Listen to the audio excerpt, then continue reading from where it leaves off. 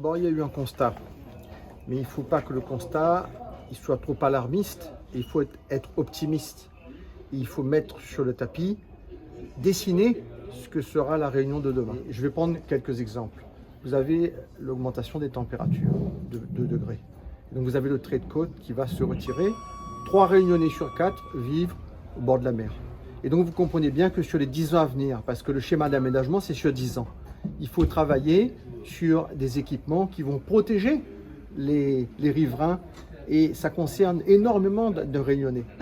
Je prends un deuxième exemple. Vous avez un défi considérable sur l'aménagement de ce que j'appelle moi les bourgs et les villes à mi-hauteur. Aujourd'hui dans les bas on n'a plus de place. Donc il faut pouvoir au-dessus de la canne à sucre pour préserver la canne à sucre, faire des aménagements à mi-hauteur où notre jeunesse pourra travailler, pourra s'épanouir et pourra construire son avenir. Un artisan tout simplement, et ça aussi c'est le SAR, ou un petit industriel qui veut aujourd'hui un petit bout de foncier pour son activité, ben, il ne le trouve pas. Donc il faut pouvoir, si on veut développer l'emploi, faire en sorte que ces gars qui créent leur emploi, ils puissent s'installer sur les villes à mi-hauteur. Prenez à Saint-Denis, vous avez de l'espace entre, prenez Brûlé-Saint-François, si on descend, vous avez des espaces. Donc oui, il faut préserver les espaces naturels, mais il ne faut pas le faire au détriment du bien-être des Réunionnais. Les élus aiment la Réunion, qu'ils soient de droite, comme c'est mon cas, ou de gauche, comme c'est le cas de la majorité.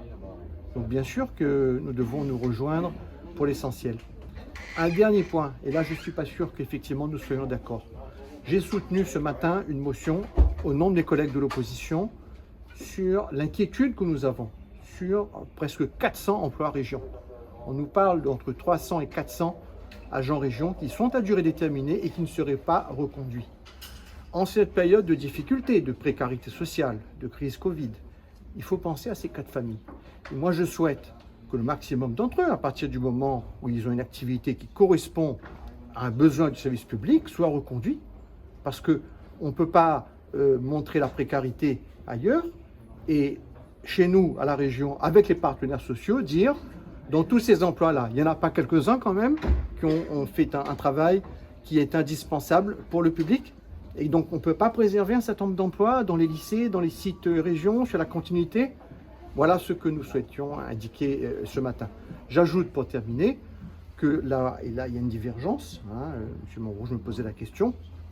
Il y a une divergence sur les Réunionnais qui veulent voyager, aller retrouver les leurs dans les vacances qui arrivent là, en janvier-février. On ne sait pas ce qui va se passer. Vous avez un brouillard total. Donc nous souhaitons qu'en l'état au moins le dispositif de continuité territoriale soit maintenu sur les fonds régions. Hein.